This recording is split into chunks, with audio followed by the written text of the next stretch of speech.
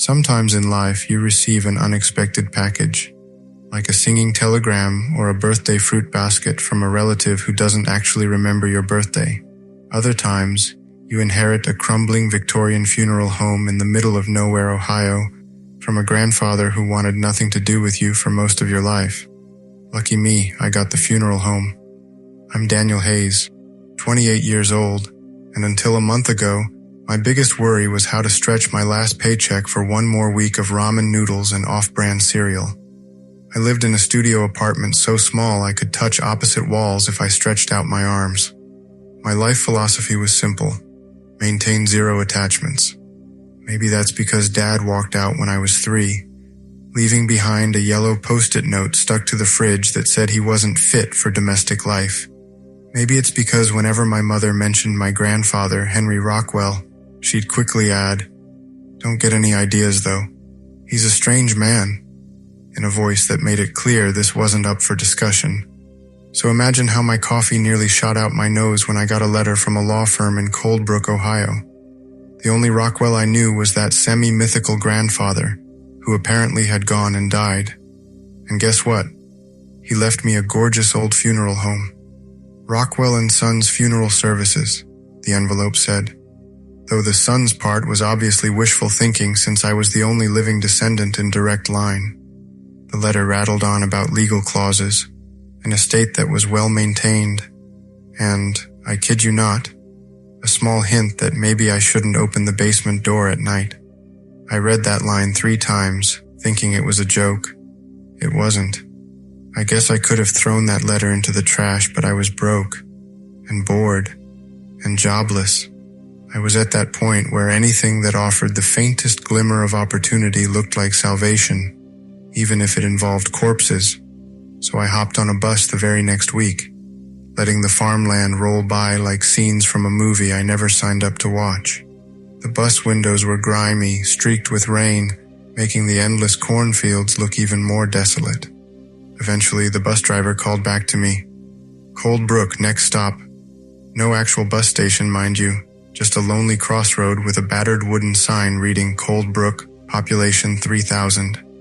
I walked the rest of the way, lugging my scuffed suitcase over gravel that crunched under my sneakers. At first glance, Rockwell and Sons looked almost charming. A huge Victorian-style structure with stained glass windows that caught the late afternoon sun, fracturing it into blood reds and deep purples across the lawn. The peaked roof reminded me of those cartoon-haunted houses you see in black and white flicks, complete with a weather vane that squeaked in the breeze. A rusted iron sign out front, creatively labeled Rockwell and Sons Funeral Services, established 1897, swayed slightly, its chains groaning like they were bearing some invisible weight. The moment I stepped through the heavy oak doors, something inside me sank, like a stone dropped into a pond. The interior smelled of lavender floor polish, old books, and that faint chemical tang of embalming fluid that makes your nose itch. I'd expected a dim cave of gloom, but the lobby was surprisingly airy. "Mr. Hayes?" A voice spoke from somewhere to my right. I turned to see a small, middle-aged woman with silvery hair. She wore a crisp black skirt suit that gave her a sense of permanent mourning. Her face had the kind of deep lines that suggested she'd seen more than her fair share of grief, whether her own or others. "That's me," I said, pasting on a polite grin that probably made me look constipated. She offered her hand. Her skin was cool and dry, like old parchment. "I'm Lillian Murray. I served as senior director for your grandfather these last 10 years. Director. The word sank in. So this wasn't some dinky 2-person operation.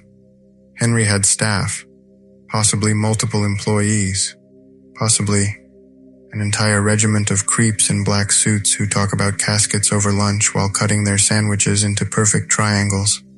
But I nodded. "Nice to meet you," I managed. "You've come to sign the estate paperwork?" she asked, as if I might be lost.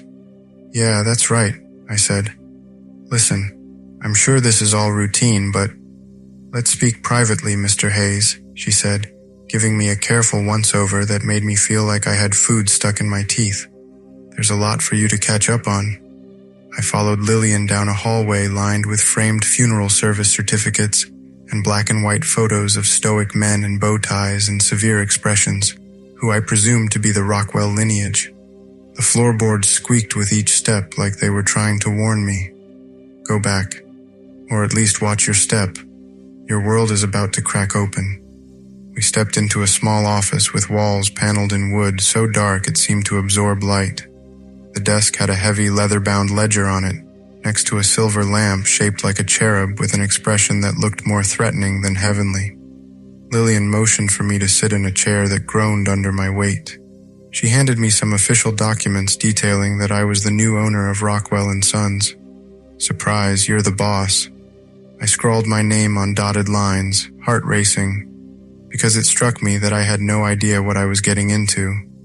I'd seen a couple of funerals in my day, like my grandma's, which I barely remembered beyond the itchy suit and the peppermints an aunt kept pressing into my palm. But running a funeral home was far more than just slapping a corpse in a coffin. The second I finished signing, Lillian drew a small, relieved breath. Then she cleared her throat. Would you like a tour, Mr. Hayes? We can discuss the protocols. I frowned. Protocols? Like state regulations? Her mouth twitched. More. House rules that your grandfather insisted we keep. House rules. For a funeral home. The mental image made me want to laugh. Like a college dorm with a chore wheel, except for dead people. That's when she led me to the corkboard near the basement stairs, where a large piece of poster paper pinned there said in looming black font, 1. Close the eyes of the deceased before sunset. If you fail, their gaze may linger in the halls long after dark, searching for whoever deprived them of final rest. 2. Never lock the morgue on the night of a new moon. Locking it traps things inside, or sometimes traps them out, hungry and eager for open corridors. 3. Do not embalm more than 2 bodies in a single evening. Too many at once opens a floodgate between here and the other side. Something might slip through alongside the chemicals. 4. Burn any garments that won't be buried with the deceased before midnight. If left intact, they can become vessels for what still haunts the clothing's last memories. 5. Keep the soul book unopened in the viewing rooms. A single name spoken from its pages in the presence of death can anchor lost spirits here, binding them to the funeral home's walls. 6. Never let a child participate in the final goodbye alone. Their innocence is too bright a lure for restless dead, who might wish to borrow a child's unguarded light. 7. At dawn, wash your hands with the funeral mixture before leaving the embalming room. It purges the residue of the departed from your skin, lest their regrets seep into your dreams. I squinted at the list, reading it twice to make sure my eyes weren't playing tricks. What in the actual... Why would I need to keep children from final goodbyes or wash my hands in some special gunk at dawn? Is this some old wives' superstition? Lillian's eyes narrowed to slits. Call it superstition if you like, but these rules have kept Rockwell & Sons functioning without major incident for over a century. I snorted. Uh-huh. And if I ignore them, do I lose my deposit? It's not about money, Mr. Hayes, she said, her voice dropping to a whisper that sent chills down my spine. Your grandfather nearly lost his mind learning these lessons. He didn't write these rules. They wrote themselves in blood. Come on, you can't seriously. Ask the last embalmer who tried to break them. Except, you can't. He's not with us anymore. I started to laugh, but it felt more like a nervous hiccup. Come on. She bent her head in a half nod that made the hair on my arm stand up. Your grandfather was adamant. If you decide to run this place, you'll need to decide how seriously you'll take these guidelines. And if I decided to just sell this place? I asked, hearing a tremor in my voice I couldn't quite control. Her eyes met mine, and for a moment, it felt like she was peering into my very soul. You can't, she said simply. The deed states that Rockwell & Sons must remain in family hands for at least 10 years after Henry's death. It's binding. I checked with 3 different lawyers. Why would he do that? I demanded. Because someone has to keep watch, she said cryptically. Someone has to maintain the barrier. I might have made a biting remark, but a flicker of movement at the top of the stairs caught my eye. A shape, maybe, or just a trick of the dim lighting. I couldn't tell, but my stomach did a little flip. The building's quiet had started to get under my skin. Everything about it felt loaded, uncertain. I cleared my throat, trying to banish the uneasy flutter in my gut. Well, I said lightly, I guess I'll figure it out. That was how I, Daniel Hayes, officially tied my life to Rockwell and Sons. If I'd known the horrors waiting in those hallways, lurking behind sealed casket lids or wandering the morgue on new moon nights, I might have signed away my soul to some other poor schmuck. But I was desperate, intrigued, and too broke to be picky. And so I stepped right into the heart of the strangest job on earth. Little did I know, the first rule would get shattered in less than 48 hours. That first day, I spent a lot of time exploring the building. I found a dusty chapel at the rear, with old pews whose velvet cushions were worn thin, and stained glass saints who stared down at you with disapproving eyes, like you'd just cursed in Sunday school. A lounge area offered a coffee machine that gurgled ominously whenever I tried to use it. And then there was the dreaded basement, which held the embalming rooms, the morgue, and a furnace that looked ancient enough to have roasted the last woolly mammoth. The place was labyrinthine, with corridors that seemed to twist back on themselves. Every corner squeaked, every wall breathed. I half expected the building itself to whisper, "We see you, Daniel." Maybe it did. The staff I met that afternoon was small. Lillian introduced me to Rob, a tall guy around my age with perpetually messy hair, like he'd stuck a fork into an electric socket. He was the assistant embalmer, though from his rolling eyes and clipped tone, he seemed more like a disgruntled graduate student forced to dissect cadavers to pay off student loans. "Yeah, hey," he said, not really looking at me. "Heard you're the new boss." I forced a friendly grin. "Looks like it. Got any tips?" He hesitated, then gave a half laugh that sounded like a coffin lid creaking open. "Sure. Don't piss off the corpses." I waited for him to grin, some sign that he was joking. But he just walked off, boots clomping on the wooden floors. Great staff synergy, I thought. I also met Marcy, a petite intern with chipped purple nail polish who chewed gum like it was the only thing keeping her awake. She had a way of looking at people like she was trying to see if they were real or an illusion. She gave me a wide-eyed stare, as though I was an alien who'd just beamed down into her world and whispered, "You actually want to be here?" "Trust me, it wasn't my idea," I said. She nodded like that was the only answer that made sense in a universe with any logic. Later that afternoon, I found Marcy filing death certificates with a grimace etched on her face. Curiosity got the better of me. "So, what's your story?" I asked. "Seems like an unusual career choice." She chuckled, not looking up from her papers. "My story is I need tuition money for forensic pathology, and dead people don't harass you." "Fair enough," I nodded. "What about the rules on the board? Do you actually follow them?" Her hands froze mid-motion. "Listen," she whispered, glancing over her shoulder. "I thought it was all bullshit too. Then I stayed late one night and forgot to close old Mrs. Peterson's eyes. And I woke up at 3 a.m. to find someone standing at the foot of my bed, just standing there watching me with these weird golden eyes. Didn't move, didn't speak. When I turned on the light, nothing was there." She shuddered. "The next morning, my mirror had 2 perfect eye-shaped smudges on it, like someone pressed their face against it all night, just staring." I swallowed hard, feeling a chill race up my spine. Maybe it was a nightmare. "Yeah, that's what I told myself too," she said, her voice dropping even lower. "Until I found out the same thing happened to Henry's last assistant. Only she didn't just see the eyes, she followed them.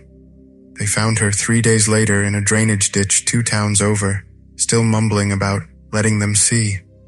I was still getting my bearings when the phone rang. A frantic voice on the other end said their father had passed that morning, and they needed embalming tonight. Something about burying him within 24 hours for religious reasons. Lillian's expression turned uneasy, and she asked if we had the capacity. I shrugged, still clueless, so she told the family to bring the body over. "One more embalming's fine, right?" I asked, noticing her hesitation. She sighed, the sound like a balloon slowly deflating. "We already have 2 scheduled for tonight. We're nearing the limit." "That's a limit?" She tapped a thick manual with a finger tipped by a sensible, unpolished nail. "Rule number 3. Do not embalm more than 2 bodies in a single evening. Your grandfather believed it messed with the boundary between life and death, said it risked letting too much energy accumulate." I raised an eyebrow. "Energy? That's what we're calling it?" Her lips pressed into a thin line. "Mr. Hayes, trust me, it's not something to take lightly. What's the worst that could happen? The dead throw a party?" I chuckled, trying to ease the tension. Her expression didn't change. "The worst that happened was in 1974. 5 bodies in one night. 3 embalmers vanished. When they were finally found, they were inside out. Their skin peeled back, organs displayed like a medical textbook, but still breathing." She looked away. "Your grandfather found them. I've never seen a man so haunted." "Jesus," I whispered, feeling the blood drain from my face. "And you think that was because of some energy?" "I think," she said carefully, "that there are things between life and death that we don't understand. And I think your grandfather learned to respect the boundaries the hard way. But we did it anyway, because the family was pleading, because Lillian didn't want to start off by refusing new clients, and because I sure didn't believe in curses or boundaries. As a result, we set up 3 bodies that night in the embalming room, 2 from the schedule and 1 last-minute arrival. The space smelled of bleach and formaldehyde so sharply that my eyes watered. I'd never embalmed a thing in my life, but I tried not to gag as I followed Rob's instructions, holding instruments I barely recognized. 2 hours in, a thunderstorm rolled overhead. Lightning crashed, turning the flickering basement lights into a horror movie cliché. With each flash, I caught glimpses of the corpses on steel tables. Their pale faces looked strangely serene, except for the third one, an older gentleman with a bushy white mustache. His lips curled in a half-scowl, like he'd died mid-argument about property lines. Rob worked methodically, his hands moving with practiced precision despite his earlier attitude. I noticed his hands trembling slightly as he reached for a jar of fluid. "You okay?" I asked. He glanced at me, then at the third body.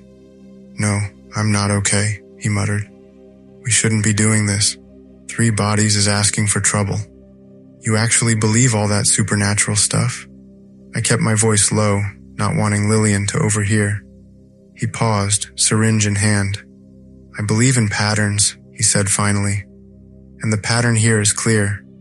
When we push past these limits, bad shit happens. I've seen it." His voice dropped even lower. "Last time we had 3 bodies, I found footprints in the hallway the next morning. Wet ones. Going up the stairs. Could have been anyone," I reasoned. "They were barefoot," Rob said flatly, "and they smelled like embalming fluid." While Rob worked on the second body, I stepped out to grab more instruments from the supply closet. Lightning lit the corridor through a narrow window, turning the hallway into a strobe of unnatural shapes. In that frantic flicker, I saw a short figure stepping out of the embalming room. Its posture was off, jerky, leaving wet footprints that glistened under the lightning. My heart dropped into my stomach. The figure lurched around a corner, disappearing. "Hello?" I called, but thunder swallowed my voice. I raced forward, only to find the hallway empty. A faint smell of chemicals lingered in the air, the kind that clings to your gloves after embalming. I tried to tell myself it was my imagination, a trick of the light. My nerves were shot from the lightning, that was all. Right? I hurried back, the instruments clanking in my trembling hands. Rob was busy finishing the second body. Lillian was checking toe tags with a tight-lipped focus. I wondered if they'd seen anything, but neither said a word, so I swallowed my fear. Maybe it was just a shadow. Another crash of thunder nearly made me drop my tray. "Did either of you just leave the room?" I asked. trying to keep my voice steady. Rob looked up, brow furrowed. No, why? Lillian's head snapped toward me, eyes wide. What did you see? I hesitated, wondering if I'd sound insane. Nothing, probably just, what did you see? Her voice had a steel edge I hadn't heard before. A figure, hunched over, walking with these jerky steps and leaving wet footprints. Lillian's face went pale. It's starting, she whispered. We need to finish quickly. She turned to Rob. No more breaks. Close their eyes as soon as you're done. We need to minimize the damage. What damage? I pressed. What's happening? The boundary's thinning, she said, as if that explained everything. 3 embalmings at once. It's like punching holes in a dam. We finished around midnight, disposing of used chemical containers and scrubbing the tables. The storm raged on outside, tree branches scraping the windows like fingernails. The embalmings were done. As we prepared to leave, Lillian gave me a look that practically said, we shouldn't have done that. Rob stared at the tile floor, silent as stone. Is it over? I asked, needing some reassurance. Lillian's bitter laugh made me flinch. Over? No, Mr. Hayes, it's just beginning. Tonight we invited something across. Now we wait to see what accepts the invitation. We parted ways soon after. Me stumbling upstairs to the 3rd floor living quarters once occupied by my grandfather. I collapsed onto a creaky bed with sheets that smelled of mothballs, my mind whirling with the day's events. I thought I heard footsteps in the corridor outside my door, a slow, dragging step that made the old floor whine. But exhaustion pinned me to the sheets like a butterfly on display. I drifted off into a fitful sleep, dreaming of watery footprints trailing up the stairs, creeping closer to my room with each roll of thunder. Morning brought a sense of forced normalcy. The storm clouds had mostly passed, leaving the sky pale and washed out like it had been scrubbed raw. I headed to the main lobby, expecting the usual daily tasks, paperwork, greeting families, a bit of housekeeping. Instead, Lillian was waiting for me, arms crossed and lips pursed, looking like she'd just discovered a mouse in the pantry. We have a problem, she said before I could say good morning. My stomach sank. What kind of problem? She glanced around as if expecting eavesdroppers. Then, in a hushed tone, last night someone disturbed the casket storeroom. One of the caskets was found wide open, even though we'd sealed it. And there were footprints around it. Wet footprints that smelled of embalming fluid. A chill rippled through me. Could it have been a break-in? She shook her head. No forced entry, and the storm might have shorted our security cameras. Rob swears he didn't go in there. Neither did Marcy. I recalled that hunched figure. So you think it was the boundary we messed with? She hesitated, then exhaled. I'm not sure. But your grandfather always said to limit embalmings to 2. Something might have been awakened, or at least allowed to roam. Awakened, I echoed, resisting the urge to roll my eyes. But I had no better explanation for footprints and open caskets. All right, so from now on, we keep it at 2. She nodded, though she looked deeply unsettled. Agreed. We can't ignore his rules again. Not without consequence. Why didn't you stop me? I asked suddenly, feeling a surge of resentment. If you knew it was dangerous. Because you needed to see for yourself, she said, her voice suddenly hard. Henry was the same way when he first took over, stubborn, skeptical, thought it was all silly folklore. But the funeral home has ways of educating those who don't listen. I stared at her, a creeping suspicion forming in my gut. Did you deliberately let me break the rules? As some kind of sick initiation? The corners of her mouth twitched. I've been here 22 years, Mr. Hayes. Longer than your grandfather wanted to acknowledge. Some lessons can't be taught. They must be experienced. That's twisted, I hissed. You put everyone at risk just to prove a point. I put an unbeliever in contact with reality, she corrected. And now, perhaps, you'll take Henry's warning seriously. We tried to slip back into normal operations. I occupied myself with learning the administrative side, which was basically a crash course in funeral directing, ordering caskets, scheduling viewings, comforting grieving families. If you can call my attempts at sympathy comforting, I mostly said, "I'm sorry for your loss," hoping that covered it. The staff was busy too, trying to keep the place presentable. For a century-old building, it required constant care, dusting, polishing, patching up squeaky boards. If you neglected it for even a day, the hallways seemed to gather gloom in corners like dust bunnies. Late that afternoon, we had a viewing for the father we'd embalmed the night before. The family insisted on an open casket service that started around 5 p.m. The mother, eyes rimmed red, clutched a tissue in trembling fingers. She wore a black dress and a haunted expression, reminding me that grief can make us look older overnight. When she approached the casket, her shaky gasp sent a ripple of unease through the mourners. I glanced over. The man's eyes were open. Well, half open, lids drooping like the final act of defiance. But we'd closed them. Glued them, in fact.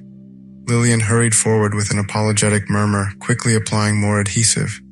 The mother's sobs turned to hysteria, and her relatives had to usher her away. I approached Lillian as she finished. "What just happened?" I whispered. "Rule number 1, she muttered, not looking up.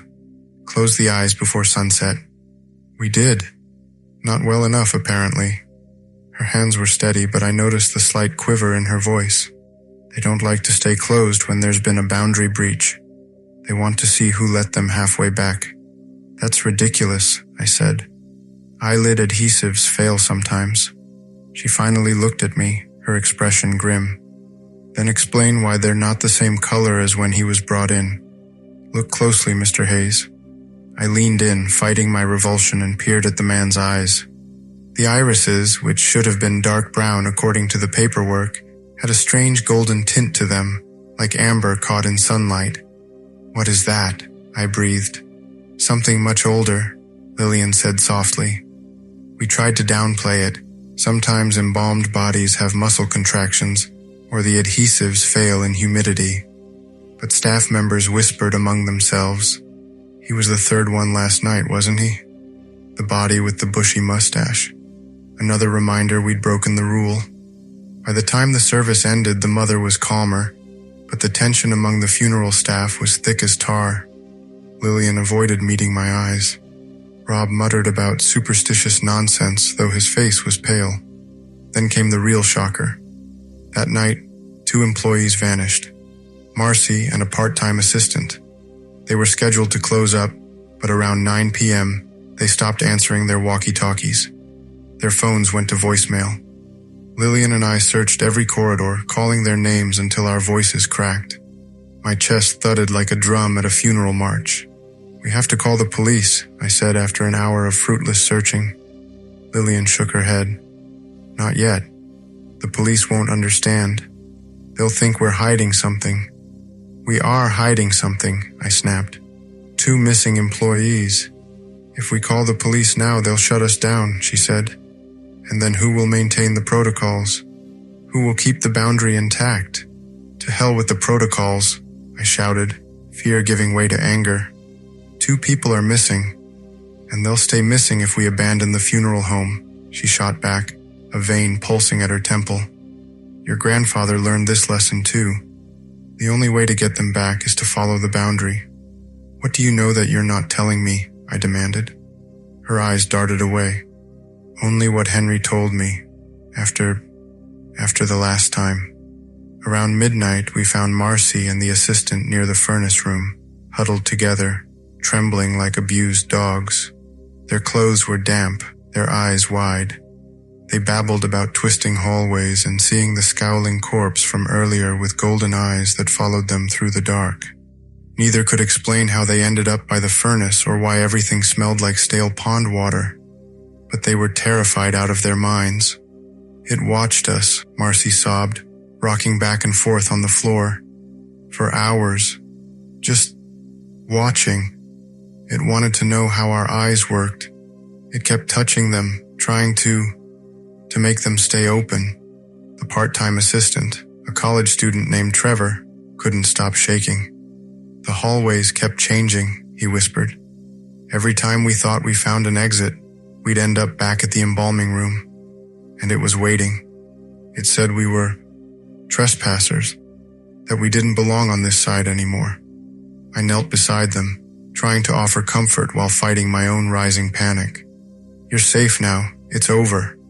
It's not over, Marcy said, her voice suddenly calm, eyes fixed on something I couldn't see. It's just waiting. It found the crack. Now it knows how to get through. In the light of morning, the story spread. People pointed to the embalming fiasco with 3 bodies.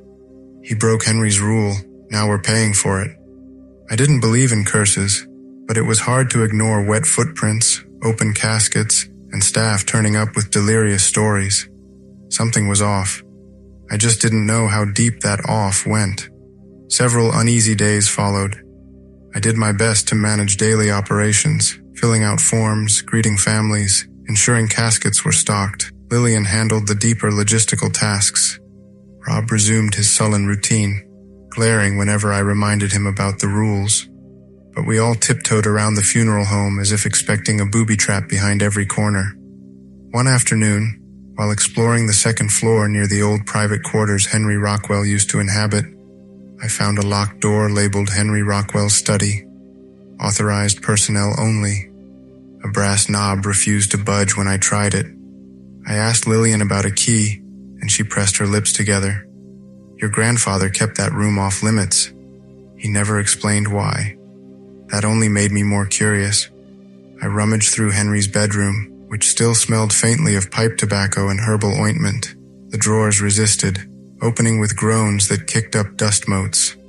Tucked under a pair of old Argyle socks, I found a small brass key labeled study. My heart kicked up a notch. If Henry wanted it locked, there must be something important inside. I slid the key into the lock, and the door clicked open with a jarring sound. The study's air was stale, like no one had entered in months. A single window draped in burgundy curtains let in minimal sunlight. Shelves lined the walls, packed with dusty files and old books titled things like The Grey Veil, Explorations of the Afterlife, and Bound Spirits, a treatise on funeral rituals. A massive oak desk dominated the center, covered in ledgers and battered notebooks. But the object that really drew my eye was a large, leather-bound tome with an iron clasp. Its cover bore swirling engravings that might have been roots or screaming faces, depending on how you looked at them. A single phrase etched in archaic letters read, "The Rockwell Soul Book." A dryness stole over my mouth, like I'd just swallowed a handful of desert sand. This had to be the soul book from the posted rules. Keep the soul book unopened in the viewing rooms. Something about binding spirits. I glanced at the dusty shelves again, spotting a row of diaries with leather spines labeled by year. Probably Henry's journals. I grabbed the most recent one and started reading. Henry's neat script chronicled day-to-day funeral tasks, interspersed with bizarre mentions of watchers in the basement corridors, and the child whose hair turned white after final goodbye. My pulse quickened as I realized these were not the ravings of a madman. He detailed actual staff logs and incidents I recognized.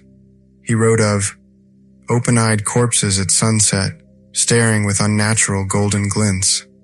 A staff member who forgot to burn a leftover suit, then claimed to see it wandering the hall, stuffed with shadows. Unexplainable vanishings when someone locked the morgue on a new moon. The funeral home humming with energies whenever more than 2 embalmings were done in a single evening. In one entry, Henry wrote, "If Daniel ever returns, I must teach him these protocols. The building hungers for boundaries, for order. If he fails to heed the old ways, it may devour him like it nearly devoured me." Then a passage that made my blood run cold. I should have told him about his father, about what really happened that night, about why I had to distance myself. But even after all these years, I can't find the words to explain that your own father is trapped between realms because of my stubbornness. What son deserves to hear that? I started shaking as I read that line again. My father, the man who'd walked out when I was 3, was trapped? Because of Henry? What the hell did that mean? I flipped more pages, heart pounding. Another portion described a phenomenon called the collector, a presence that prowled the morgue on new moon nights, checking bodies as though they were inventory. A staff member once glimpsed it, a tall silhouette that stooped to fit under the fluorescent lights, its fingers far too long. She quit the next day. I shivered, rubbing my arms to chase away goosebumps. Yet I couldn't stop reading. My mind spun with questions. Why had Henry never warned me directly? Maybe he believed I'd never show up, or he was trying to spare me from a legacy he considered cursed. Well, too late. I was in deep now. Finally, I dared to touch the soul book. My hand trembled as I brushed the cover, feeling a strange hum. The iron clasp was locked, a tiny mechanism preventing me from casually flipping it open. Good. The last thing I needed was to unleash more nightmares by accident. My phone buzzed in my pocket, making me yelp. Lillian was calling. Another embalming came in. They're on their way. As I prepared to leave, I noticed a folded piece of paper that had fallen from one of the journals. I picked it up, unfolding it to reveal a note in handwriting I didn't recognize. Henry, I cannot keep silent anymore. What you're doing to the boy is cruel. Daniel deserves to know about James. He deserves to know why his father can't return. The boundary weakens each year, and soon even your precious protocols won't be enough to maintain it. Tell him, or I will. LL had to be Lillian. What did she know about my father? And why had Henry kept it from me? I locked the study behind me, slipping the key into my pocket. The corridor felt colder, as though my discovery had woken something that lingered in the shadows. A sense of this is only the beginning clung to me, but I still had a job to do, so I hurried downstairs, head spinning with Henry's warnings, the open casket fiascos, and that enormous ledger that practically screamed, "Open me if you dare." Running a funeral home, I quickly learned, is never quiet. Death is constant. A daily influx of phone calls, sorrowful visitors, and hushed conversations about obituary details. In a normal business, you might greet customers with a chipper smile. Here, you keep your voice subdued, your gestures calm, because people are grieving. They're exhausted. They're carrying regrets, anger, heartbreak, everything that surfaces when you lose someone. Amid this swirl of mourning, I tried to keep the weird rules in mind. The staff pinned them up in various places as reminders. 2 embalmings per night max. Keep the morgue unlocked on new moon nights. Seal those eyelids before the sun sets. Burn leftover clothes always. Children never alone. The soul book. Do not bring it near the dead. Wash your hands at dawn in that bizarre herbal concoction. For a while, compliance seemed to ease the tension. No staff members vanished. The hallway noises at night diminished. The building's hush grew less oppressive, as though it recognized we were following the old ways. But as with all routines, complacency set in. When nothing overtly disastrous happened, some staff started doubting if the rules were necessary at all. I cornered Lillian one evening, determined to get answers about my father. I showed her the note I'd found, watching her face pale as she recognized it. "You wrote this," I said. It wasn't a question. She nodded slowly. 2 years ago, your grandfather was stubborn. What happened to my father? Why did Henry's note say he was trapped between realms? Lillian sighed heavily, looking suddenly older. Your father worked here with Henry. He was an embalmer, gifted at it actually. But he was reckless, impatient with the protocols. Like father, like son, I muttered. One night, she continued, there was an emergency. Multiple bodies. James, your father, ignored Henry's warnings and embalmed 5 in one night. The boundary thinned drastically. And? I prompted when she hesitated. And something came through, she whispered. Something ancient and hungry. It needed a vessel. James was vulnerable. He'd been neglecting the 7th rule, washing hands with the funeral mixture. His skin was saturated with death's residue. What are you saying? My throat felt tight.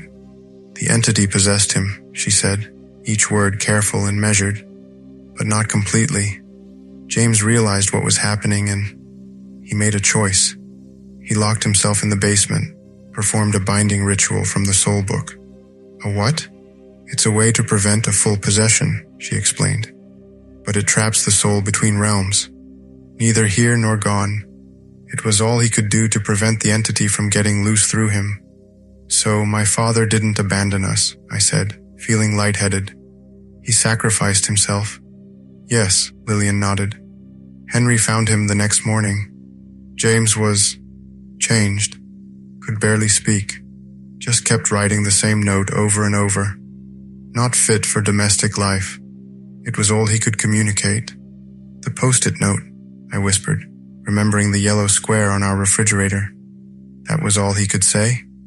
Henry helped him write it, I think. A final message. After that, James, well, he's not entirely gone, but he's not here either. Henry kept him in a special room, visited him daily until the end. He's still here? My voice cracked. Lillian nodded grimly. In the sealed room behind the morgue. Henry never told you because he blamed himself. He thought he could find a way to free James someday. Take me to him, I demanded, feeling a strange mix of anger, grief, and desperate hope. Not tonight, she said firmly. It's not safe. New moon is coming. The boundary is already thinning. Rob was the biggest skeptic. He'd scoff whenever Lillian reminded him to burn leftover garments. It's fabric, he'd mutter. You people act like it's possessed. She'd respond with a clipped, if you prefer to learn the hard way, go ahead. Just don't blame me if it follows you home. That always shut him up, but only for a while. Then came the call from a father whose daughter had died young.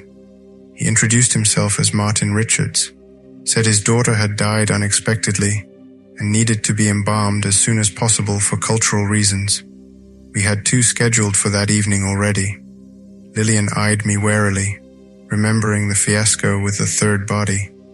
But the father's voice was heavy with raw grief when he pleaded, Please, we need her prepared. I beg you. And I caved, because I couldn't stand hearing that desperation, and because I told myself, surely it can't happen again. Don't do this, Lillian warned, eyes flashing. Not after what I just told you about your father. We can handle it, I insisted. We'll be extra careful. Close eyes immediately, wash hands compulsively, burn everything. That's exactly what James said, she shot back, right before he lost his soul. So once again, we ended up with 3 bodies on the same night. And that was when the funeral home showed me just how punishing it could be. Sometime around midnight, thunder rumbled again. Not a full storm, just a background growl. The overhead lights in the embalming room flickered. Rob cursed as he spilled a bottle of fluid. I ducked into the supply room to grab more gloves. That was when I heard footsteps behind me. Slow, dragging footsteps that squeaked on the wet floor. But when I turned, no one was there. A sudden crash made me jump. I raced back in to see that the overhead light had shattered, raining glass on the steel tables. The father's daughter, lying on one of those tables, suddenly looked like she was frowning, as though the corners of her mouth had stiffened into an expression of displeasure. Rob stood there, eyes wide, a shard of glass sticking out of his glove. Luckily, it hadn't pierced his skin. Lillian hissed for everyone to move carefully and started sweeping. I tried to warn you, she muttered, not looking at me. The building is angry. Buildings don't get angry, I shot back. This one does. She looked up, face grim. It's not just a building, it's a threshold, and we keep forcing it wider by breaking the rules. Rob scoffed, picking glass off his sleeve. Oh, come on. It's old wiring, that's all. These fixtures haven't been updated since the 60s. Then explain why the girl is frowning now, Lillian challenged. She came in with a peaceful expression. We all looked at the corpse. The corners of her mouth had indeed turned downward in an unsettling grimace. Muscle contractions, Rob insisted, but his voice wavered. Did you check the sealed room today? Lillian asked me suddenly. The one where your father is kept? I shook my head. You said not to. We should, she said. When the boundary thins, he sometimes moves. We finished the embalming. No one died, but the entire atmosphere felt foul, like the air was tainted. As we cleaned up, Rob spat, "We do this to ourselves by believing in these superstitions." Lillian shot him a look that could kill. I just kept my mouth shut, scrubbing the floor, trying not to notice how the ceiling still flickered with dying light.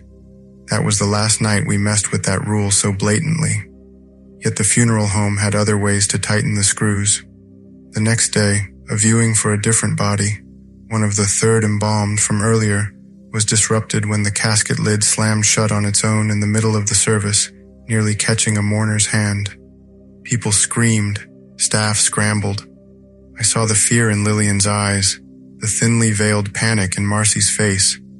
The family left in horror, muttering about curses. My stomach churned with guilt. That night, I stood outside the sealed room Lillian had mentioned, key in hand. She'd given it to me reluctantly, warning me not to stay long. "He's not the father you remember," she'd cautioned. "He's fractured, caught between." The door creaked open, revealing a small chamber with a single bed. A man lay there, gaunt and pale, eyes closed. He might have been sleeping, except for the unnatural stillness. A lattice of strange symbols had been painted around the bed, on the floor, the walls, even the ceiling. "Dad?" I whispered, stepping inside. His eyes snapped open. They were gold, the same eerie amber I'd seen in the corpses. "Not fit," he rasped, voice like sandpaper. "Run." "I'm not running," I said, fighting back tears. "I just found you." "Not me." He struggled to speak. "Not alone." A chill raced down my spine as I realized what he meant. Whatever had possessed him was still there, just beneath the surface, watching me through my father's eyes. He suddenly sat up, movements jerky and unnatural.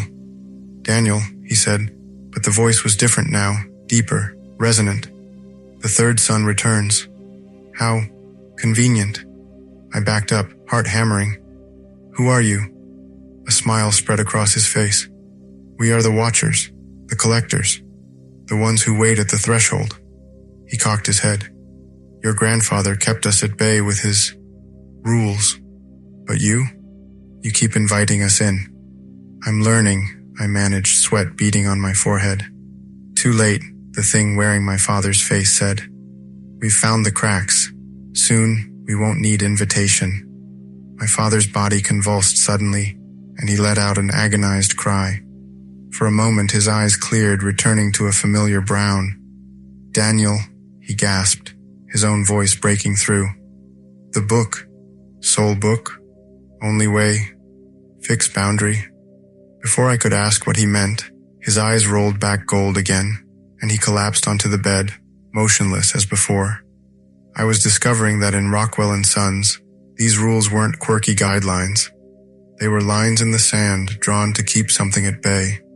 Break them, and you paid in unpredictable ways: nightmares, illusions, poltergeist-like events, staff vanishings, or worse. I had no idea how far the funeral home would go to enforce its brand of cosmic law, but I was about to learn. After the casket lid incident, I started pinning the rules in my own living quarters, reading them each morning like a to-do list. We hammered these points into the staff. Some grudgingly complied. Some took it seriously. Staff illusions and vanishings ceased for a time, which lulled us into a false sense of calm. But soon, new problems arose. Martin Richards arrived to bury his daughter. She had a favorite scarf he wanted to keep for himself as a keepsake. Lillian insisted we had to burn anything not being buried, but the father's eyes brimmed with tears. "It's all I have left of her," he whispered, hands shaking. I glanced around, half expecting Lillian to appear at any moment. She was still in the back office, busy with another grieving family. Mr. Richards clutched his daughter's scarf so tightly his hands shook. I felt a knot form in my chest. He'd already lost his child. How could I take away this last comfort? Rule number 4 screamed in my head. Burn the garments, no exceptions. But wasn't compassion worth a small risk? Maybe a tiny part of me even wanted to test the funeral home's power. With Lillian out of earshot, I quietly said, "Go ahead and keep it," swallowing the unease rising in my throat. The relief on the father's face was so raw, I told myself I'd done the right thing, that I could deal with Lillian later. And for a fleeting moment, I wanted to believe I had outsmarted whatever haunted these halls. I felt good for about half a day, until night fell. That evening, staff reported seeing a faceless figure wearing a white scarf drifting through the corridors. It had no distinct features, just a vague outline of a head and limbs, the scarf fluttering around its neck. One staffer swore it brushed past him, leaving the smell of stagnant water. Another heard footsteps that squeaked like wet shoes.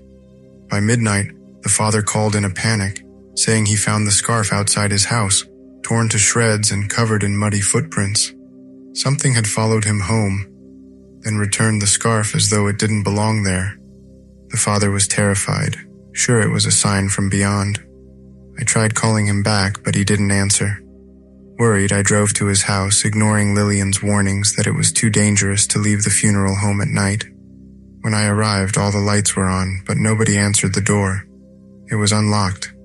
I stepped inside. "Hello, Mr. Richards?" I called, unease crawling up my spine. The house was a disaster. Furniture overturned, photos shattered. Water dripped from the ceiling, though it wasn't raining. And there, in the living room, stood Mr. Richards, staring blankly at a wall. The torn scarf was wrapped tightly around his neck. "Mr. Richards?" I approached cautiously. "Are you okay?" He turned slowly, and I had to stifle a scream. His eyes were gone, just empty sockets leaking a clear fluid that might have been tears or embalming solution. "She wanted her scarf back," he said in a hollow voice. "She said I could keep it if I gave her something in return. So I gave her my eyes. Now she can see through me." Horror froze me in place. "Mr. Richards, you need help. A hospital." "No," he said calmly. "I'm fine now. I can see her. She's standing right beside you." I felt something cold brush against my shoulder and bolted from the house, heart threatening to explode. I called the police from my car, reporting a man who had injured himself, then sped back to the funeral home. Lillian exploded. "You broke the garment rule," she said, her voice trembling with fury. "We don't do that. Ever." I stared at her, torn between guilt and resentment. "The father was grieving," I muttered. "I couldn't just—" "You could have explained," she snapped. "Now he's traumatized. And that thing in the corridors is our problem." "It's more than that," I said shakily. He gouged out his own eyes. Said his daughter took them so she could see through him." Lillian's face went white. "He's becoming a vessel," she whispered. "We need to burn that scarf immediately. Where is it?" "Still at his house," I said, "around his neck." "Then we need to go back," she said grimly. "Before dawn, before she fully takes hold." I didn't argue further. She was right, and I was too shaken to defend my choice. The rules were apparently ironclad, and bending them for compassion risked weird, horrifying consequences. I dreaded what might happen next if we kept ignoring them. Yet part of me resented living under the funeral home's tyranny. We burned the scarf scraps found in the yard that night. The father never asked about it again, but I saw the heartbreak in his eyes when he returned to finalize funeral paperwork. He looked like a man who lost more than just his daughter. He'd lost hope in any gentle approach to death. I felt that tension in my core. Were we caretakers or jailers?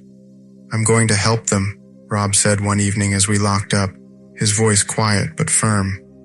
"I've been reading about a ritual, the memory thief. It can release the dead from their regrets." "Where did you hear about this?" I asked, instantly suspicious.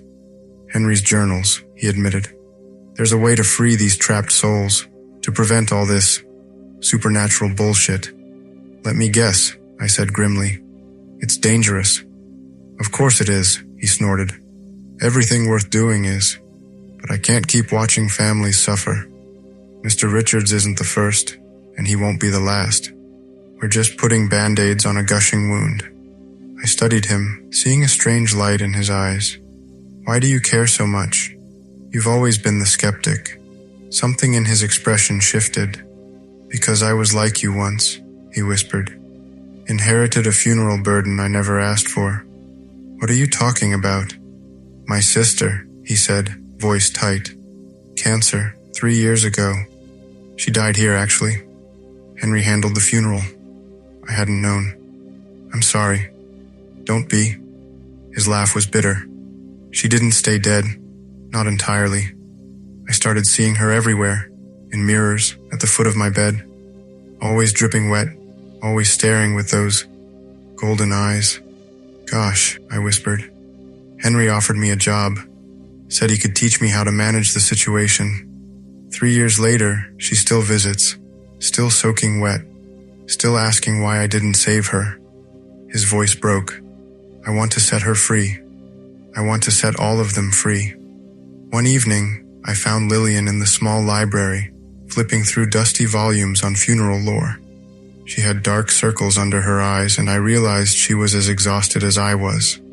I don't know how Henry did it, she murmured, not looking up. He always had a way of balancing compassion with caution. But the energies in this place feel hungrier than usual. The phrase hungrier than usual made my stomach clench. Maybe the building's unsettled by new ownership, I said, trying for a half joke. She didn't laugh, just kept reading. I left quietly. A few nights later, the staff discovered a trunk of old clothes belonging to a deceased eccentric, a local who wore all sorts of costumes in life. The family insisted on burying him in a simple suit, leaving behind half a trunk's worth of bizarre outfits. According to protocol, those outfits had to be burned before midnight. Rob volunteered to do it, tossing out a bored, "Sure, boss," as he headed downstairs. We found out the next morning he hadn't. Whether from laziness or defiance, he'd stashed the trunk in a corner of the furnace room, letting it sit there. That night, staff started seeing shapes wearing mismatched clothes rummaging through corridors. One claimed a top hat bobbed around a corner by itself.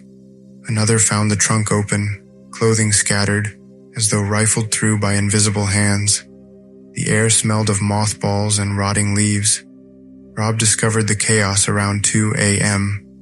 He found a part-time worker huddled in the hallway, whispering about the silhouette in a cloak, sniffing the air like it was searching for us. Panicked, Rob grabbed the trunk and burned it all, the stench of melting polyester and velvet choking the furnace room. But the damage had been done. 3 staff members fell ill the next day with fevers and nightmares, claiming they heard music box tunes echoing in the corridors. Rob apologized profusely, but the staff avoided him, resentful that his neglect had endangered them. I cornered him in the break room, furious. You said you were going to burn those clothes. I got distracted, he muttered, not meeting my eyes. Distracted? By what? He hesitated, then pulled a small leather-bound journal from his pocket. I found this in your grandfather's study. My blood ran cold. You broke into his study? The door was unlocked, he shrugged. Listen, this journal details the memory thief ritual. It's everything we need to put it back, I snapped. Now. You don't understand, he shouted, eyes feverish. This could change everything. We could free them all. At what cost? I demanded. The journal calls it an abomination. Only because Henry was a coward, Rob spat. He was too afraid to take the risk. My grandfather wasn't a coward, I said, voice low and dangerous. He was trying to protect people. He was protecting himself, Rob countered. Maintaining the status quo because it was easier than actually helping the dead. Gradually, a dividing line formed. Some employees believed the rules were vital for survival. Others, like Rob, thought the rules and their dark consequences might be fueled by our own fear. I hovered between the camps, not sure what to believe, except that every time we broke a rule, something awful happened. One night, I returned to the sealed room where my father was kept. I needed answers, and Henry's journals were too cryptic. My father lay motionless, exactly as before. Dad, I said softly, can you hear me? His eyes opened slowly, brown this time, not gold. Relief washed over me. Daniel, he rasped. Not safe. I know, I said, but I need your help. The boundary's weakening. Rob wants to try something called the memory thief ritual. I don't know if I should stop him. A shadow of fear crossed his face. Soul, drain, he struggled to say. Takes, everything. What does that mean? Will it hurt Rob? Worse, he whispered. Thief becomes vessel for their pain. All of it. But it could free you, couldn't it? I asked desperately. If we remove the regrets keeping you bound. Not worth it, he managed. Too much pain. His eyes flashed gold suddenly, and his voice deepened. But you should try, Daniel, the other voice said. Free your father, free all of them. Just speak the right names from the soul book. I don't trust you, I said flatly. The thing wearing my father's face grinned. But you will. When the desperation grows, when the dead keep screaming, you'll open the book. Time passed, measured in funerals and phone calls. We perfected the balancing act. Follow the rules, keep the family satisfied, and minimize supernatural weirdness. Yet the cost weighed heavily on us. We turned away urgent embalmings if we'd hit our quota. We forced families to let us burn beloved items. It felt cruel. But we were trapped by an unseen leash, one that pulled tighter whenever we stepped out of line. At lunch breaks, the staff sometimes whispered about shutting down Rockwell and Sons. Let the building have its final rest, one said. We can't keep living like this, said another. But Lillian would gently remind them that Henry's will included clauses preventing a quick sale or closure. Besides, the local community needed a funeral home. If Rockwell and Sons vanished, people might handle bodies themselves, improperly. Who knew what might get unleashed? One evening, while rummaging through Henry's diaries for any clue to lighten our burden, I stumbled on a reference to something called the memory thief. Henry wrote, In times of great unrest, some have tried absorbing the regrets of the deceased, freeing them to move on. But it extracts a tremendous toll on the living vessel. The entry described a staff member decades ago who performed the ritual repeatedly, until she went mad from other people's grief. Henry explicitly called it an abomination, not part of the Rockwell protocols. I felt a cold sweat break on my forehead. Was there truly a method to end these hauntings at their source? By removing the regrets fueling restless spirits? The diaries claimed it was possible, but Henry warned that it was akin to spiritual poison. The memory thief carried the ghost inside them, losing track of which sorrows were theirs. This is not salvation, Henry wrote. It's self-inflicted damnation. I shoved the diary away, heart pounding. We were already dancing with ghosts daily. The last thing we needed was to toy with a taboo ritual. Yet the idea lingered, haunting me in quiet moments. Could we truly quell the funeral home's hunger by taking the regrets onto ourselves? Was that madness, or a final solution? Have you considered, Lillian said one evening as we closed up, that maybe your father was right to perform the binding ritual? That some prices are worth paying? I looked at her sharply. What do you mean? I mean, she said carefully, that containing one soul, even your father's, may have prevented something far worse from escaping. And this memory thief ritual? The same principle, but reversed, she said. Instead of binding a soul to prevent something getting out, you're binding regrets to prevent something getting in. So you think it could work? I asked, surprised. I think it's dangerous, she said. But I also think Henry was too cautious. Sometimes, Daniel, the rules need to bend before they break entirely. I stared at her, stunned by this reversal. I thought you were all about following the protocols. I am, she nodded. But I also knew your grandfather for 20 years. He grew rigid with fear as he aged. There were other approaches he refused to consider. Like what? She hesitated. Like properly using the soul book. It doesn't just bind spirits, it can guide them, release them. But Henry was too afraid of its power. Why are you telling me this now? I asked suspiciously. Her eyes met mine, unblinking. Because I'm afraid, Daniel. The boundary is failing faster than I've ever seen. And I think we need more than just rules to save us. A few weeks passed with minimal catastrophe. Just the odd door slamming, a fleeting silhouette in a hallway. I almost convinced myself we had things under control. Until the funeral home started sending us ominous signs from the deceased themselves. A viewing for a middle-aged widower's daughter turned unsettling when we found her body turned slightly to the side in her casket, one hand outstretched. The casket interior had faint scratch marks, as though she'd been clawing to get out. A staffer insisted we'd placed her on her back. Another staffer whispered, "She's reaching for something." That evening, the mother of the deceased swore she heard the body moaning, "Help me forget." Another day, an old man's corpse gave off the faint smell of sea salt, though he'd died nowhere near the ocean. His nephew claimed the dead man's mouth whispered about drowning regrets. Staff found the morgue hallway damp, water dripping from the ceiling with no apparent leak. Families began reporting voices from caskets, pleading for release from guilt, loss, or heartbreak. All these incidents pointed to the same idea. The dead were burdened by regrets they couldn't let go. The funeral home might keep them from fully passing on, creating restless echoes. Lillian lost sleep over it. Rob paced at night, muttering that we had to let them rest. A part of me thought about Henry's diaries, how the building was a threshold that demanded order. But these regrets felt bigger, more personal, like souls were actively calling out. Then came a major blow. A child arrived to say goodbye to her mother, who died of a sudden heart condition. The staff tried to supervise, following number 6, never let a child participate in the final goodbye alone. But the father got an urgent phone call, left her briefly, and a staffer was distracted by a scheduling fiasco. 10 minutes was all it took. The girl's scream tore through the funeral home. We found her huddled under a pew, shaking violently. She said her mother had sat up in the casket, holding out a lit candle. "Come with me, sweetie," the mother had whispered, eyes full of sorrow.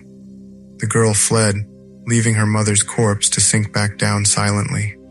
The father was devastated, blaming himself and the staff. Lillian nearly broke into sobs when she saw the child's terror. "We can't keep letting this happen," she whispered. "They're asking for something we're not giving." That night, as we debriefed in the break room, the tension finally erupted. "This can't go on," Rob insisted, slamming his fist on the table. "That little girl will be traumatized for life." "We followed the protocols," I said weakly. "Someone should have been watching her, that's all." "The protocols aren't enough anymore," he shouted. "They're bandages on a gushing wound. The boundary is failing, just like Lillian said." I looked at Lillian, who sat silently, fingers laced together so tightly her knuckles were white. "What if," she began softly, "what if we tried a controlled experiment with the memory thief ritual?" I stared at her, shocked. "I thought you said it was too dangerous." "It is," she nodded. "But so is doing nothing. We're approaching a tipping point, Daniel. I can feel it. The building is saturated. Too many unresolved spirits, too many regrets." "And what happens at this tipping point?" I asked, though I feared I knew the answer.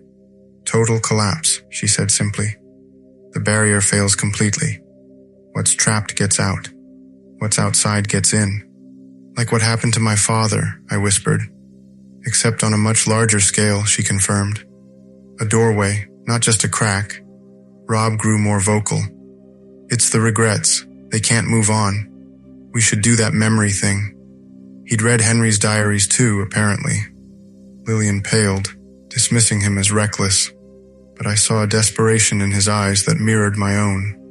The funeral home felt like a pressure cooker about to explode, and we had no safe release valve. "Okay," I said finally. "One attempt. One body. But we follow Henry's notes exactly."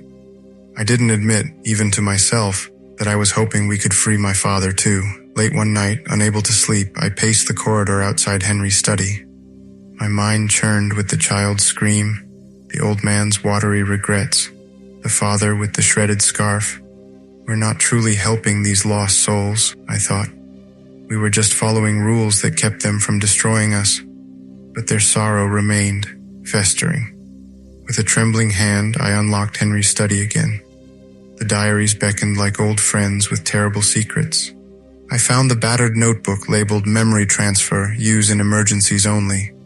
The instructions were scrawled in Henry's handwriting. Place the corpse on the embalming table, unsealed from the casket. Form a protective candle circle. The volunteer stands at the head, hands open. Recite the incantation. Words Henry claimed were older than the funeral home. Accept the memories. Let them flow. The spirit may depart in relief or remain if regrets are too great. Henry added dire warnings. The living vessel suffers these regrets as if they were their own. Prolonged usage leads to madness or death. My mouth was dry as a tomb. This was a solution that required a monstrous personal cost. Could it be worth it? A movement in the hallway made me jump. Rob stood there, eyes gleaming with a mixture of fear and excitement. You found it, he whispered, stepping inside. The memory transfer. Are we going to do it? I shook my head hard. We don't know the consequences. Henry called it an abomination. But these ghosts are begging for release, he shot back. You heard that little girl's screams. Do you want to watch more families suffer? No, but I'll do it, he interrupted. I'll be the vessel. I grimaced, torn between pity for the restless dead and fear for whoever tried the ritual. Rob, we can't do this lightly. My sister, he said, voice cracking. If it works, maybe I can free her too. Your sister isn't a corpse here, I pointed out. She's a ghost or whatever. Something shifted in his expression, a flicker of deceit I almost missed. What aren't you telling me? I demanded. He sighed heavily. My sister's body is here, in cold storage, has been for 3 years. I stared at him. What? How is that possible? Henry kept her from me, he admitted. Said she was too unstable to bury or cremate, that her regrets were too strong. He let me visit her, talk to her. That's illegal, I gasped, and twisted. Is it? He challenged. Your father's been here for 25 years. Is that so different? He had me there.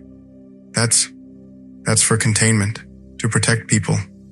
And I want to protect people too, he insisted, by freeing these spirits properly, starting with the most recent ones, working back to my sister, and maybe, eventually, your father. I tried to argue, but he turned and fled, footsteps echoing in the corridor. My heart pounded. If he performed the ritual wrong, he might ruin his life, or die, or unleash something worse. Henry's diaries repeated, compassion can open the door to horrors, but could I really stop him? Especially when part of me wanted the same thing, a release for all this accumulated sorrow, a chance to free my father, to end the supernatural nightmare once and for all. Sure enough, the very next evening, Lillian found Rob in the embalming room, candles arranged around a corpse whose open casket rested nearby. The staff gathered at the threshold, tension thick as fog. Stop this, Lillian hissed, rushing forward. You don't know what you're doing. Rob lit the candles, ignoring her. I've read the notes. It's either this or watch them keep haunting us. Lillian turned pleading eyes on me. Daniel, do something. But the ritual had already begun. Rob started chanting words from Henry's notebook, guttural syllables that made my skin crawl. The overhead lights flickered, candle flames dancing wildly.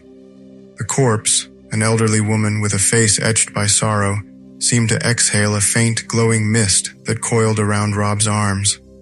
I accept your regrets, Rob whispered, his voice strangely amplified. I take your burden. I free your spirit. The mist thickened, swirling between them like a living thread. As it touched Rob's skin, his expression changed. First surprise, then grief so profound it contorted his features. She's so lonely, he gasped. Her husband left. 40 years of silence. She never told anyone. Rob's eyes rolled back in his head. His body arched, as though a current was coursing through him. The glowing mist funneled into his mouth, swirling in silent convulsions. Half the staff screamed. Lillian tried to step in, but I grabbed her arm, terrified that interrupting might kill them both. Rob shuddered violently, gasping. After a moment that felt like an eternity, the mist receded. The corpse's features relaxed, the lines of sorrow smoothed away. Rob stumbled back, barely staying upright, eyes glistening with tears. "I feel everything," he rasped. "So much guilt, love, regret. He clutched his head and sank to his knees, sobbing uncontrollably. We helped him to the lounge, where he trembled and muttered fragments of memories that weren't his. But the staff who examined the corpse insisted she looked peaceful, free. Word spread quickly. Rob had freed a spirit from her regrets. Lillian was appalled. "He could have died.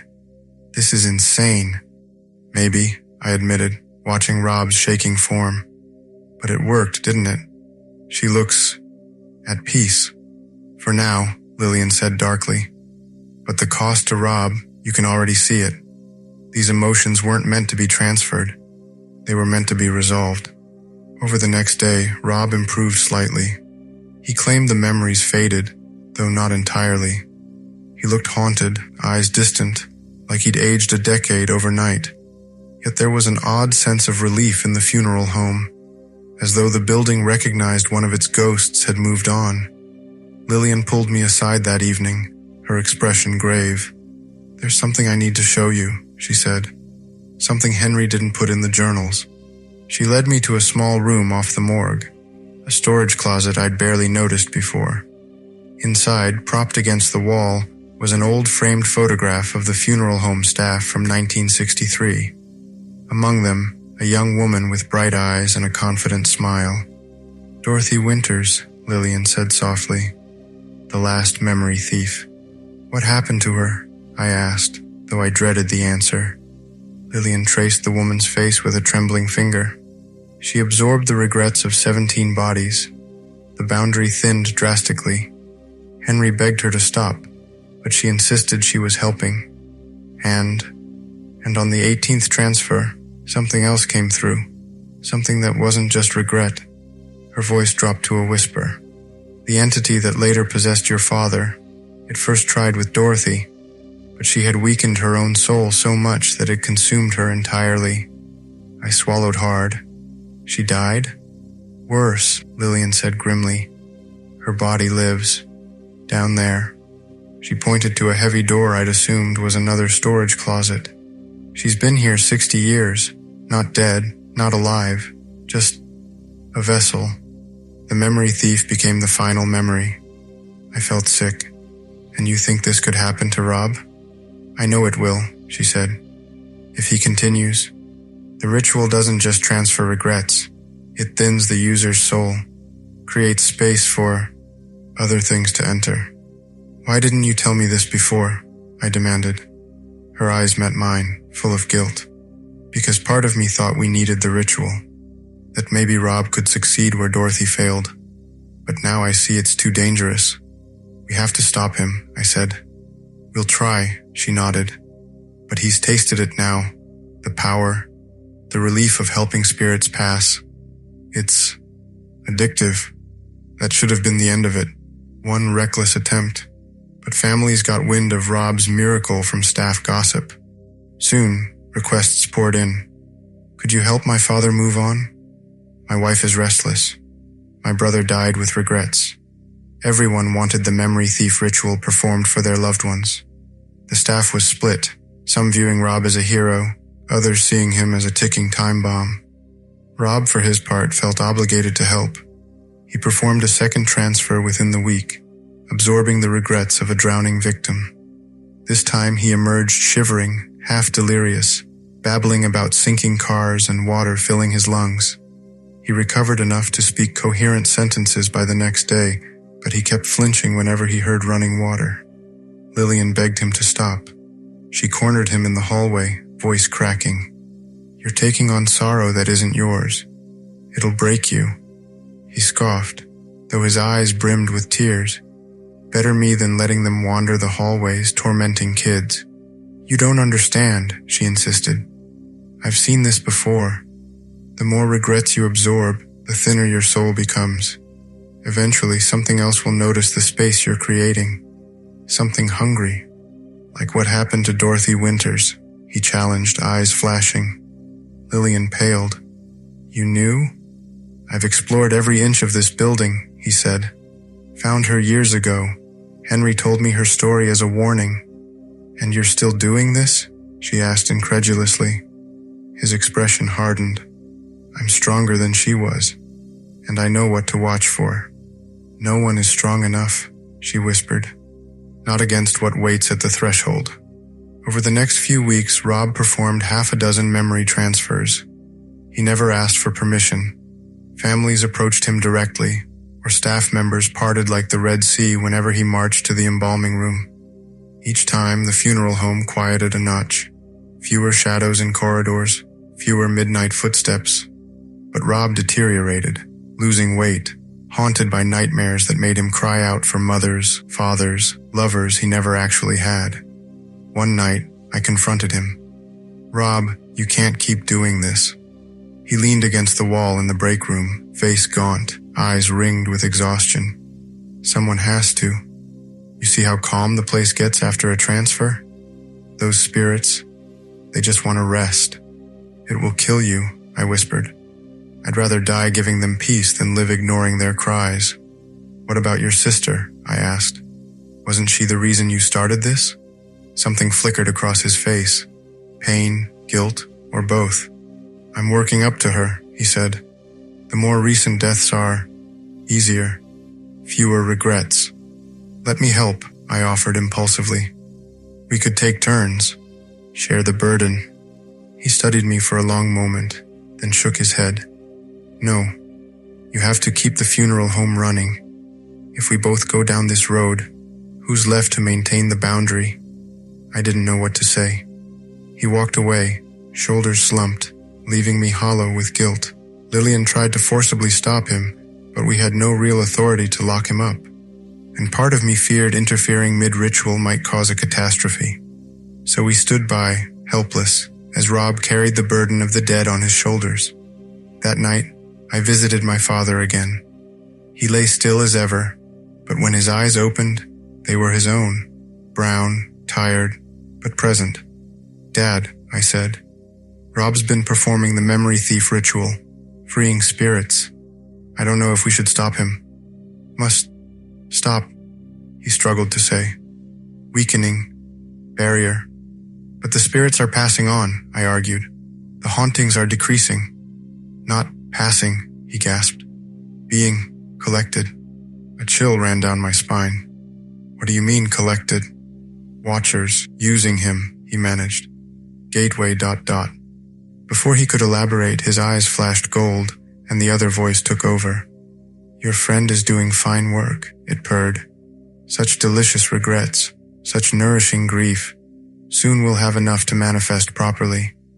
Who are you? I demanded. The thing smiled with my father's face. We are the collectors, the ones who wait between. And your friend Rob is setting us free, one memory at a time. It all reached a climax on a Thursday night. A young widow arrived, heavily pregnant, desperate to free her husband from regrets about leaving her alone with a baby on the way. Rob prepared the embalming room with the usual ring of candles. The staff hovered in silent dread.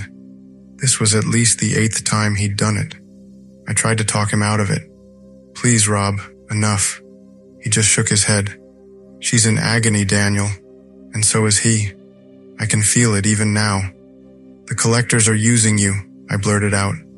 They're harvesting these regrets, not releasing them. He froze, eyes narrowing. What do you know about the collectors? My father warned me. They're using the thinning of your soul as a gateway. He studied me for a long moment, then laughed, a hollow, empty sound. Of course they are. Why do you think I'm doing this?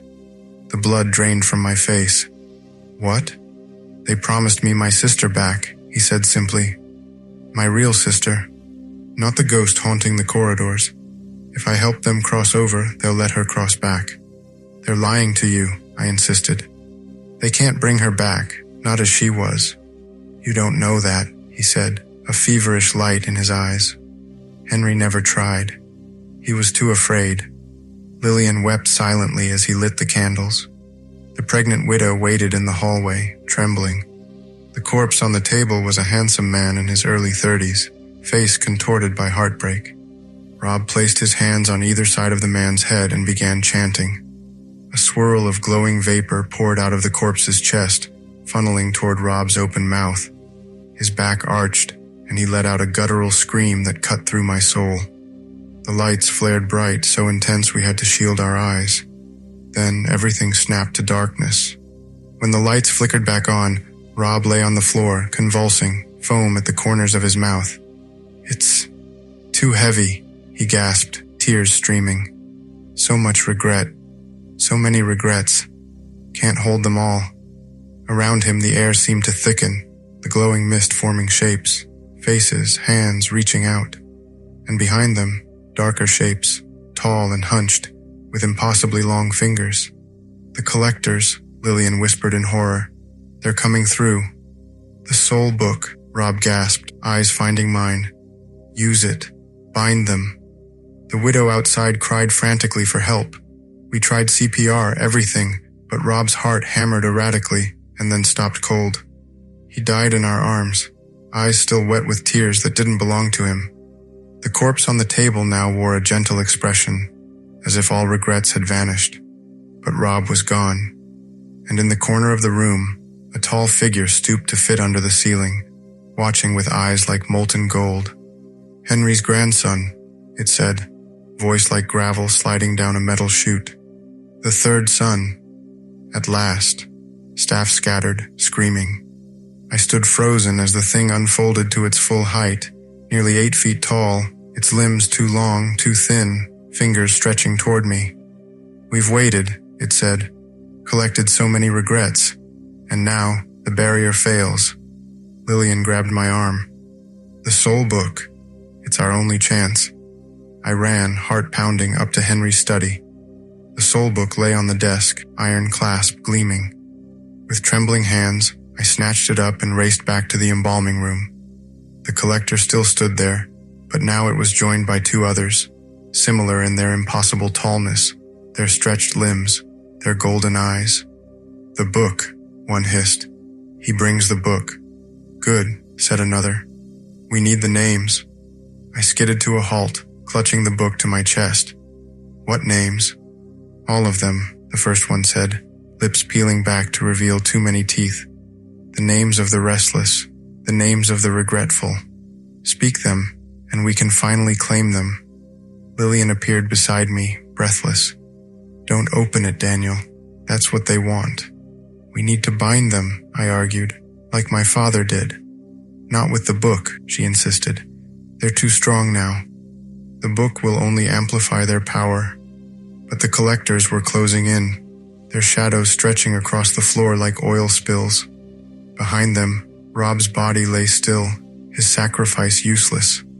The pregnant widow huddled in the doorway, eyes wide with terror. I made a split-second decision. "Get everyone out," I told Lillian. "I'll handle this." "Daniel, no." "Go!" I shouted. She hesitated, then grabbed the widow and fled. Alone with the collectors, I clutched the soul book tightly. "You want names?" I asked, fingers on the clasp. "Let's talk terms." The staff, numb with horror, arranged a quick funeral for Rob 2 days later in our own chapel.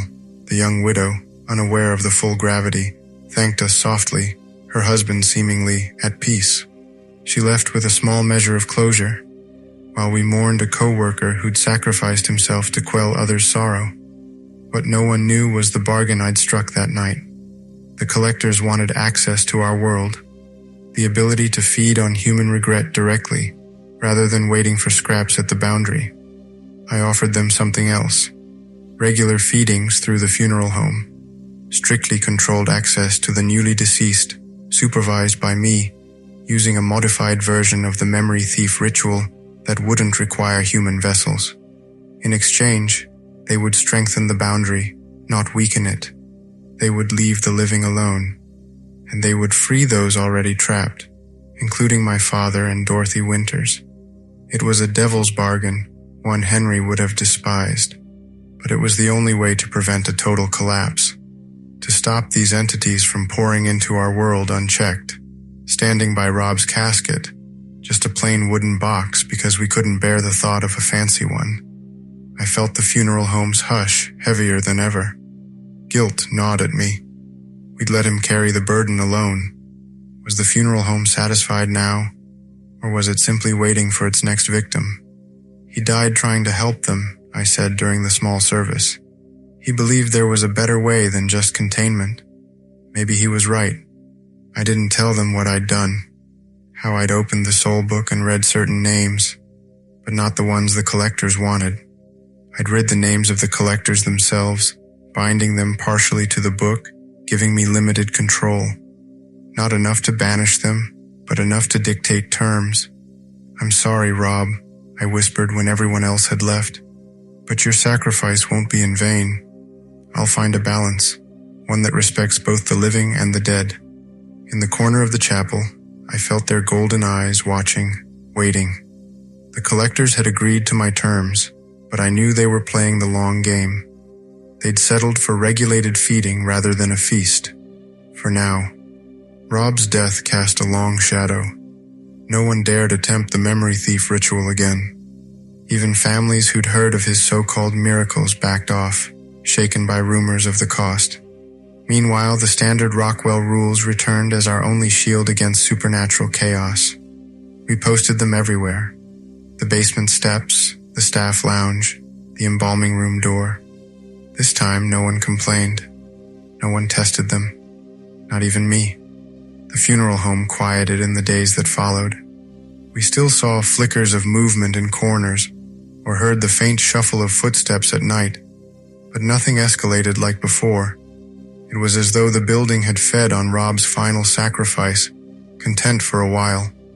I wrestled with guilt, regret, and a faint sense of relief that our immediate crisis was over. If I'd been a better leader, could I have stopped him? Would that have doomed us to worse fates? Lillian eventually approached me, eyes still rimmed in red. "We carry on," she said simply. "For Rob, for the families. That's what Henry would do." What she didn't know was that I had added an 8th rule, one I kept only for myself. Once a month, when the moon is dark, read 3 names from the soul book to the collectors. Feed their hunger with controlled offerings, lest they seek sustenance elsewhere. My father was freed 2 weeks after Rob's death, part of my bargain with the collectors. He awoke from his half-life dazed, frail, barely remembering who he was. But as days passed, his eyes remained his own, the golden tint never returning. Dorothy Winters wasn't so lucky. Too many decades as a vessel had erased whatever human essence she once had. We gave her body a proper burial, finally releasing her from limbo. Every month I venture alone to the basement at midnight, soul book in hand.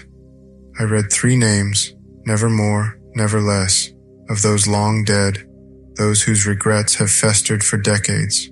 The collectors gather, their impossibly tall forms folding themselves into the room, gold eyes gleaming as they feed on ancient sorrows. It's a ghastly communion, but a necessary one. We considered shutting down the business for good, but something about Rockwell and Sons felt bigger than a simple closure. Henry's diaries insisted the funeral home served a purpose, a gateway for the dead to be handled with care so they wouldn't roam free. Abandoning it might unleash all that sorrow on the wider world.